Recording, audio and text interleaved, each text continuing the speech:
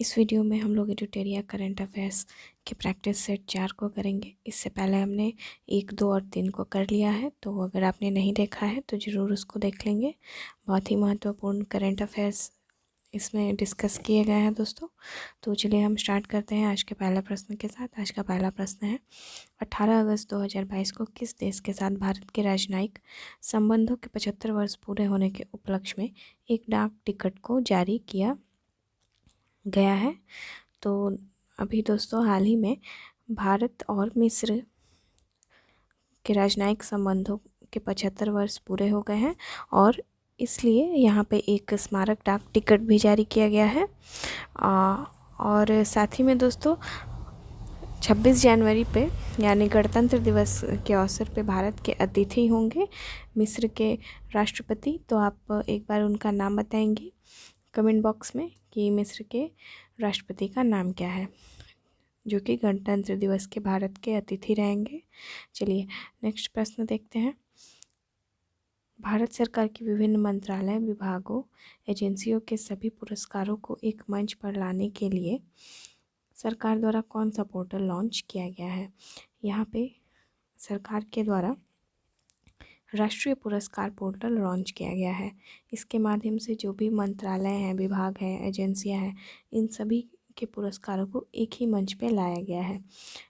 Next प्रश्न है, भारत ने नाविकों की सुगम आवाजाही के लिए अगस्त 2022 में किस देश के साथ समझौते ज्ञापन पे हस्ताक्षर किया है? ईरान के साथ यहाँ पे हस्ताक्षर किया गया है दोस्तों। अपना अगला प्रश्न है, सेवा भारती और युवा विकास समिति के साथ साझेदारी में निम्नलिखित में से किसके द्वारा आदिवासी युवाओं के बीच कौशल विकास उद्यमिता को बढ़ावा देने के उद्देश्य से ग्रामीण उद्यमी परियोजना की शुरुआत की गई है? तो दोस्तों यहाँ पे ग्रामीण उद्यमी योजना की जो शुरुआत की गई है वो राष्ट्रीय कौशल विकास निगम के द्वारा की गई है। नेक्स्ट है, अगस्त 2022 में विदेश मंत्री एस जयशंकर ने महात्मा गांधी की प्रतिमा का अनावरण किस लैटिन अमेरिकी देश में किया है? तो अभी हाल ही में इसका अनावरण किया गया है दोस्तों पराग्वे में। चलिए अब नेक्स्ट प्रश्न देखते हैं। केंद्रीय मंत्रिमंडल ने फिल्मों के सह निर्माण को बढ़ावा देने के उद्देश्य से किस देश के साथ ऑडियो विजुअल प्रोडक्शन संधि पे हस्ताक्षर किया है? ऑडियो विजुअल प्रोडक्शन संधि पे हस्ताक्षर किया गया है ऑस्ट्रेलिया के साथ।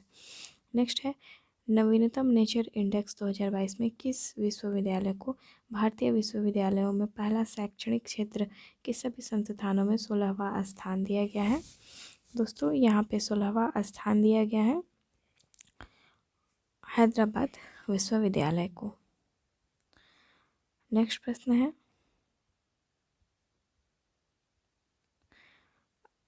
भारत ने 15 अगस्त 2022 को किस देश को एक डॉर्नियर 228 समुद्री टोही विमान उपहार के रूप में दिया है?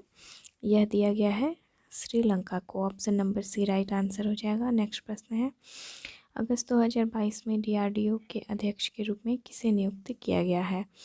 तो डीआरडीओ के अध्यक्ष के रूप में अभी हाल ही में समीर वी कामत को किया गया है। अच्छा, इनसे पहले कौन थे अध्यक्ष? आप कमेंट बॉक्स में हमें ज़रूर बताएंगे दोस्तों, क्योंकि कई बार एग्जाम्स में पूछे जाते हैं। हो सकता है वर्तमान का ना पूछ के ये पूछा जाए कि समीर वी कामत ने किसका स्थान लिया है। तो आप लोग ज़रूर बताएंगे कमेंट बॉक्स में कि इनसे पहले कौन थे। अगला है, अगस्त 2022 में किस देश की सबसे बड़ी झील गार्डा सूखे के कारण अब तक के अपने सबसे निचले स्तर तक कम हो गई है? तो ये झील कहाँ स्थित है ये बताना है दोस्तों। ये झील स्थित है इटली में, यानी गार्डा झील इटली में स्थित है और वो अपने सूखे के सबसे निचले स्तर तक कम हो गई है सूखे के कारण से। अगला प्रश्न है, प्रधानमंत्री मोदी ने 10 अगस्त 2022 को किस जगह स्थित इंडियन ऑयल की दूसरी पीढ़ी के एथेनॉल प्लांट को राष्ट्र को समर्पित किया है? यह कहाँ किया गया है? पानीपत हरियाणा में। Option number A right answer हो जाएगा।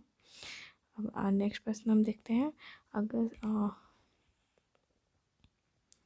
अगस्त 2022 में बिहार के मिथिला मखाना फॉक्सनट को जीआई टैग प्रदान किया गया है। इसके संबंध में कौन सा कथन सत्य है? यहाँ पे कुछ स्टेटमेंट्स दिए हुए हैं जिसके बारे में हमको बताना है कौन सा राइट है कौन सा रॉन्ग है। तो चलिए हम देखते हैं। सबसे पहले पहला स्टेटमेंट देखेंगे।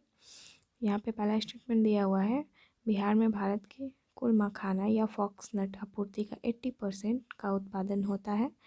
यह बिहार का 5वां उत्पाद है जिसे जीआई टैग से सम्मानित किया गया है। इससे पहले भागलपुर के जर्दालू आम, कतरनी चावल या धान, मगही पान, मुजफ्फरपुर की शाही लीची को जीआई टैग दिया जा चुका है। तो दोस्तों जो भी यहाँ पे स्टेटमेंट्स दिए हुए हैं ये तीनों सही हैं। तो इस तरह से option number D right answer हो जाएगा। अच्छा, यहाँ के सिलाव खाजा को भी जीआई टैग मिला हुआ है, तो वो भी आप याद रखेंगे कि सिलाव खाजा बिहार से ही रिलेटेड है। नेक्स्ट प्रश्न है, नासा ने जेम्स वेब स्पेस टेलीस्कोप से किस ग्रह के 2 छोटे उपग्रहों अमलथिया और अद्रास्तिया की नई तस्वीरें जारी की है? तो ये किसकी है दोस्तों? यूरेनस की है। नासा के जेम्स वेब स्पेस टेलीस्कोप के द्वारा इसे जारी किया गया है। तो आप ये पॉइंट भी याद रखेंगे कि किसके द्वारा किया गया है? जेम्स वेब टेलीस्कोप के द्वारा। अगला प्रश्न है, लोकसभा अध्यक्ष ओम बिरला ने कनाडा में 65th राष्ट्रमंडल संसदीय सम्मेलन में शामिल होने के बाद किस देश की यात्रा के दौरान वहां स्वामी विवेकानंद और पांडुरंग सदाविस खान खोजे की प्रतिमाओं का अनावरण किया है? तो दोस्तों ये मैक्सिको में किया गया है। साथ में आप ये भी याद रखिएगा कि जो 65वां राष्ट्रमंडल संसदीय सम्मेलन हुआ है वो कनाडा में हुआ है और इसकी अध्यक्षता की मतलब भारत की तरफ से जो प्रतिनिधित्व किया गया है भारत का वो ओम बिरला के द्वारा किया गया है। तो इसमें सारे पॉइंट्स बहुत ही महत्वपूर्ण हैं। अगला प्रश्न देखेंगे, 17वें प्रवासी दिवस 2023 सम्मेलन का आयोजन किस शहर में किया जाएगा? अभी चल रहा है, सॉरी आज शायद ख़त्म हो गया होगा, 2 दिवसीय यह होता है। तो इंदौर में इसको आयोजित किया गया था। चलिए, अच्छा आप बताइए हमें कि इसमें अतिथि कौन थे, यानी इंदौर में जो इसका आयोजन किया गया था तो अतिथि के रूप में किसे इनवाइट किया गया था प्रवासी दिवस पे? चलिए अगला प्रश्न देखते हैं।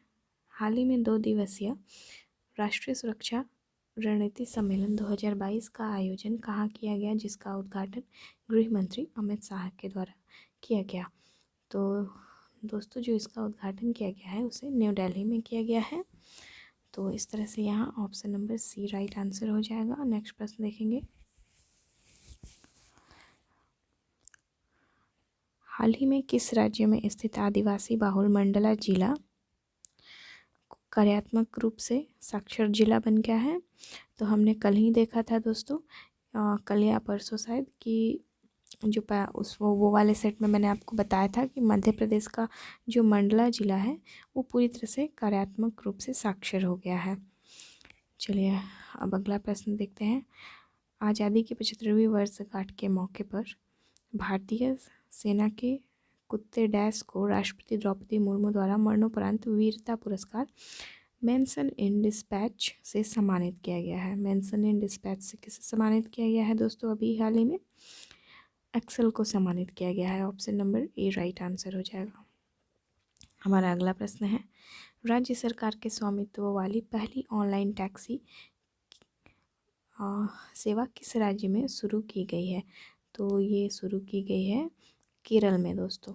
केरल के द्वारा ऑनलाइन टैक्सी सेवा की शुरुआत की गई है। हमारा नेक्स्ट प्रश्न है, अशोक लीलैंड की सहायक कंपनी स्विच मोबिलिटी लिमिटेड द्वारा विकसित भारत की पहली इलेक्ट्रिक डबल डेकर वातानुकूलित बस स्विच EIV-22 का शुभारंभ किस शहर में किया गया है? इसका शुभारंभ किया गया है दोस्तों मुंबई में। हमारा अगला प्रश्न देख लेंगे। यहाँ पे कुछ स्टेटमेंट्स दिए गए हैं और बताना है कि कौन सा सही है और कौन सा गलत है। चलिए देखते हैं। सबसे पहला स्टेटमेंट है, गोवा हर घर जल प्रमाणित राज्य बन गया है। दादर नगर हवेली और दमन द्वीप हर घर जल प्रमाणित केंद्र शासित प्रदेश बन गया है। तो यहाँ पे बताना है, तो यहाँ पे दोनों ही स्टेटमेंट सही है, तो ऑप्शन नंबर सी यहाँ पे राइट आंसर हो जाएगा। चलिए अब अगला प्रश्न हम देखते हैं। अच्छा, यहाँ पे एक और चीज़ आप याद रख सकते हैं कि मध्य प्रदेश का जो बुरहान ज़िला है वहाँ पे हर घर नल ज़िला बन गया है ऐसा, जहाँ पे हर घर नल का जल प्रोवाइड करवाया गया है।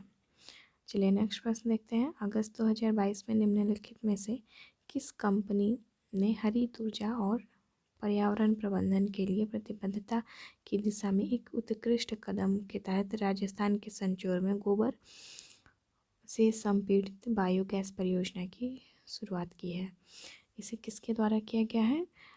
HPCL के द्वारा किया गया है। Option number C right answer हो जाएगा। अगला प्रश्न होगा हमारा, SBI ने स्टार्टअप को समर्पित अपनी पहली शाखा किस शहर में शुरू की है? स्टार्टअप से समर्पित जो इसकी पहली शाखा है वो बेंगलुरु कर्नाटक में शुरू की गई है। नेक्स्ट प्रश्न है, air quality and health in cities report के अनुसार पार्टिकुलेट मैटर 2.5 के मामले में विश्व के 2 सबसे प्रदूषित शहर कौन से हैं? विश्व के 2 सबसे प्रदूषित शहर हैं दोस्तों, ढाका और Ghaziabad. Option number C right answer हो जाएगा। नेक्स्ट प्रश्न हमारा है, किस राज्य सरकार ने ग्रामीण अर्थव्यवस्था को मजबूत और गोधन को आजीविका का केंद्र बनाने के उद्देश्य से ग्रामीण आजीविका पार्क ग्रामीण औद्योगिक पार्क स्थापित करने का घोषणा किया है? तो ये जो घोषणा किया गया है दोस्तों वो छत्तीसगढ़ के द्वारा किया गया है। अगला प्रश्न है, किस अंतर्राष्ट्रीय हवाई अड्डे का नाम शहीद आजम भगत सिंह के नाम पर रखा गया है?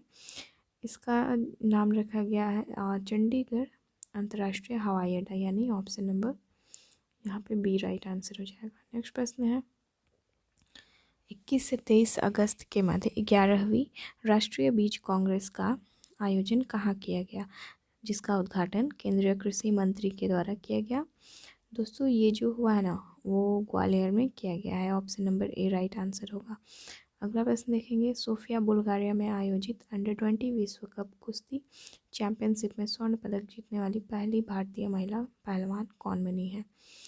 यहाँ पे जो पहली भारतीय महिला पहलवान बनी है वो अंतिम पंघाल बनी है। Option number B right answer होगा। हमारा अगला प्रश्न है, अमेरिका की ऑनलाइन पत्रिका इनसाइडर के लिए काम करने वाली बांग्लादेश में जन्मी डैश को उनके चीन में उइगरों के उत्पीड़न पर काम करने के लिए सचित्र व्याख्यात्मक रिपोर्ट और कमेंट्री की श्रेणी के लिए पुलित्जर पुरस्कार से सम्मानित किया गया है दोस्तों। तो किसको सम्मानित किया गया है? फहमीदा अजीम को सम्मानित किया गया है। अगला प्रश्न देखते हैं, भारत ने किस देश के साथ कुल 1200 मेगावाट की 2 परियोजनाओं वेस्ट और सेती नदी SR6 को विकसित करने के लिए एक समझौते पर हस्ताक्षर किया है? तो ये जो हस्ताक्षर किया गया है वो नेपाल के साथ किया गया है दोस्तों। Option number A right answer हो जाएगा।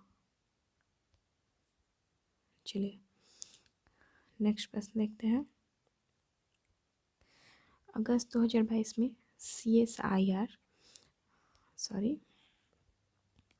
CSIR KPIT द्वारा विकसित भारत की पहली स्वदेशी रूप से विकसित हाइड्रोजन फ्यूल सेल बस कहाँ लॉन्च की गई है? हाइड्रोजन फ्यूल सेल बस का जो उद्घाटन किया गया है वो पुणे में किया गया है। दिल्ली उत्तराखंड एक्सप्रेसवे के संबंध में कौन सा कथन सत्य है? चलिए जो स्टेटमेंट्स दिए हुए हैं उसमें अगर हम देखें तो यहाँ पे पहले पढ़ लेते हैं क्या क्या स्टेटमेंट्स दिए हुए हैं। दिल्ली उत्तराखंड एक्सप्रेसवे का 20 किलोमीटर का हिस्सा राजाजी राष्ट्रीय उद्यान से होकर गुजरता है। इस पड़ाव में 340 मीटर लंबी डांट कली सुरंग का भी निर्माण किया जा रहा है। दिल्ली देहरादून इकोनॉमिक कॉरिडोर के निर्माण में वाइल्ड लाइफ मूवमेंट के लिए एशिया का सबसे बड़ा wild life elevated corridor 12 kilometre भी विकसित किलोमीटर भी शामिल होगा। तो ये जो भी स्टेटमेंट दिए हुए हैं सारे के सारे सही हैं, तो option number D right answer होगा। अगला प्रश्न है, अगस्त 2022 में पिंच ब्लैक अभ्यास का आयोजन किस देश के द्वारा किया गया? पिंच ब्लैक का जो आयोजन किया जाता है वो प्रतिवर्ष किया जाता है, और प्रतिवर्ष पे नहीं शायद किया जाता है, शायद ये 2 वर्षीय या 4 वर्षीय कुछ ऐसे ही होता है, मुझे ठीक से याद नहीं आ रहा है। ऑस्ट्रेलिया के द्वारा किया जाता है। अच्छा, आप मुझे कमेंट बॉक्स में बताइए कि किसके द्वारा किया जाता, सॉरी कितने वर्ष पे ये आयोजित किया जाता है, मुझे ध्यान नहीं आ रहा है। चलिए नेक्स्ट देखेंगे, निम्नलिखित में से किसने फेडरेशन ऑफ इंडिया के सहयोग से हिम रॉनेथॉन कार्यक्रम शुरू किया है? हिम रॉनेथॉन का जो शुरुआत किया गया है वो भारतीय सेना के द्वारा किया गया है। नेक्स्ट प्रश्न है, अगस्त 2022 में कहाँ Indo Israel centre of excellence for vegetable का केंद्रीय कृषि एवं कृषि कल्याण मंत्री श्री नरेंद्र सिंह तोमर ने वर्चुअली शिलान्यास किया है? ये कहाँ किया गया है? चंदौली उत्तर प्रदेश में इसको किया गया है। अगला प्रश्न है, छत्तीसगढ़ ने विश्व आदिवासी दिवस के अवसर पर अनुसूचित क्षेत्रों में पेसा नियम 2022 लागू कर दिया गया है। इसके संबंध में कौन सा कथन सत्य है? पेसा नियम के बारे में कुछ स्टेटमेंट्स दिए हुए हैं, हमें बताना है दोस्तों। चलिए हम देखते हैं स्टेटमेंट। अगर हम देखें तो सबसे पहला इसमें दिया हुआ है, इसमें आदिवासी अपने जल जंगल ज़मीन के बारे में खुद फैसला ले सकते हैं। राज्य में पेसा कानून लागू होने से ग्राम सभा का अधिकार बढ़ेगा। इस नियम से ग्राम सभा के 50% सदस्य आदिवासी समुदाय से होंगे, 50% में से 25% महिला सदस्य होंगी। तो जो भी यहाँ पे ऑप्शंस हैं सारे के सारे सही हैं, तो option number D right answer हो जाएगा। पेसा एक्ट जो है ना दोस्तों, वो आदिवासी समुदाय में जो आदिवासी बहुल क्षेत्र है, अनुसूचित जाति क्षेत्र है, अनुसूचित क्षेत्र है सॉरी, वहाँ पे जो स्वशासन है उसको सुनिश्चित करने के लिए, या फिर कहिए तो जिस तरह से पंचायती राज है उसके लिए इस नियम को लाया गया था। चलिए अब अगला हम देखते हैं, किस देश के रिमोट सेंसिंग उपग्रह ख्याम को रूस के सहयोग से कजाकिस्तान के वैकोनूर अंतरिक्ष स्टेशन से सोयूज उपग्रह वाहक के द्वारा लॉन्च किया गया है दोस्तों? तो ये किसका है हमें बताना है। ये है ईरान का। Option number D right answer होगा। नेक्स्ट प्रश्न है, 10 अगस्त 2022 को श्री नीतीश कुमार ने बिहार के मुख्यमंत्री के रूप में कितनी बार शपथ ली है, यहाँ पे बताना है। तो इन्होंने 8वीं बार शपथ ली थी। चलिए नेक्स्ट प्रश्न देखते हैं, केंद्रीय पृथ्वी विज्ञान मंत्री डॉक्टर जितेंद्र सिंह ने भारत का पहला खारा जल लॉलटेन को लॉन्च किया है। इसे राष्ट्रीय समुद्र प्रौद्योगिकी संस्थान NIOT चेन्नई द्वारा विकसित किया गया है। इसका नाम बताना है। इसका नाम है Roshni. Option number C right answer होगा। नेक्स्ट प्रश्न है, अगस्त 2022 में किन 2 देशों के बीच उदार शक्ति नामक द्विपक्षीय अभ्यास किया गया? दोस्तों जो उदार शक्ति किया जाता है ना, वो किया जाता है भारत और मलेशिया के बीच में। Option number A right answer हो जाएगा। नेक्स्ट प्रश्न देखेंगे, किस मंत्रालय के द्वारा शहरों और नगर पालिका क्षेत्रों को भीख मुक्त बनाने और विभिन्न हितधारकों की समन्वित कार्रवाई के माध्यम से भीख मांगने में लगे व्यक्तियों के व्यापक पुनर्वास के लिए स्माइल 75 को लॉन्च किया गया है? इसे लॉन्च किया गया है दोस्तों सामाजिक न्याय और अधिकारिता मंत्रालय। Option number B right answer होगा। नेक्स्ट है, अगस्त 2022 में केंद्रीय पर्यावरण वन और जलवायु परिवर्तन मंत्री भूपेंद्र यादव ने भारत के 31वें हाथी रिजर्व को कहाँ अधिसूचित किया है? इसे कहाँ पे किया गया है? अगस्त्यमलाई तमिलनाडु में। Option number A right answer होगा। अगला प्रश्न है हमारा, रक्षा मंत्री राजनाथ सिंह ने निम्नलिखित में से किस व्यक्ति के 28 चुनिंदा भाषणों पर आधारित एक पुस्तक शब्दांश का विमोचन किया है? तो यहाँ पे किया गया है दोस्तों अमित शाह के द्वारा इसे किया गया है। Option number B right answer होगा। नेक्स्ट प्रश्न देखते हैं। इलेक्ट्रॉनिक्स नेटवर्क्स पर वस्तुओं और सेवाओं के आदान प्रदान के सभी पहलुओं के लिए खुले नेटवर्क को बढ़ावा देने के उद्देश्य से शुरू की गई open network for digital commerce में शामिल होने वाली पहली बहुराष्ट्रीय कंपनी कौन बन गई है? तो दोस्तों माइक्रोसॉफ्ट इसमें शामिल होने वाली पहली कंपनी बन गई है। नेक्स्ट है, हाल ही में किसे फ्रांस के सर्वोच्च नागरिक पुरस्कार Chevalier de la Legion d'honneur से सम्मानित किया गया है? इसे सम्मानित किया गया है शशि थरूर को किया गया है दोस्तों, थरूर को। चलिए अब अपना प्रश्न देखते हैं। 5 अगस्त 2022 को किस देश ने अपने पहले चंद्र मिशन दानुरी मिशन को एक स्पेस एक्स के फाल्कन 9 रॉकेट के जरिए भेजा है? तो दानुरी किसका है दोस्तों? दक्षिण कोरिया का है। अगला प्रश्न देखते हैं। 600 T20 मैच खेलने वाले दुनिया के पहले क्रिकेटर हाल ही में कौन बन गए हैं? Kieron Pollard. Option number D right answer हो जाएगा। हाल ही में बांग्लादेशी वास्तुकार dash Lisbon Triennale Millennium VCP life time achievement award जीतने वाली दक्षिण एशियाई बन गई है, पहली दक्षिण एशियाई बन गई है दोस्तों। तो कौन है ये? Marina Tabassum. Option number C right हो जाएगा आंसर।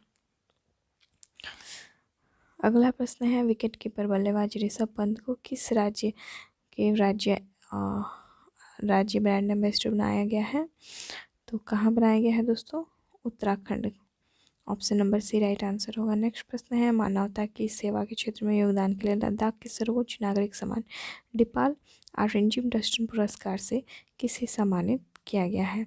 अभी हाल ही में दलाई लामा को इस पदक से सम्मानित किया गया है, मतलब पुरस्कार से सम्मानित किया गया है। तो दोस्तों ये सेट हमने आज कंप्लीट कर लिया है। नेक्स्ट सेट में अब हम मिलते हैं आपसे। तो जय हिंद।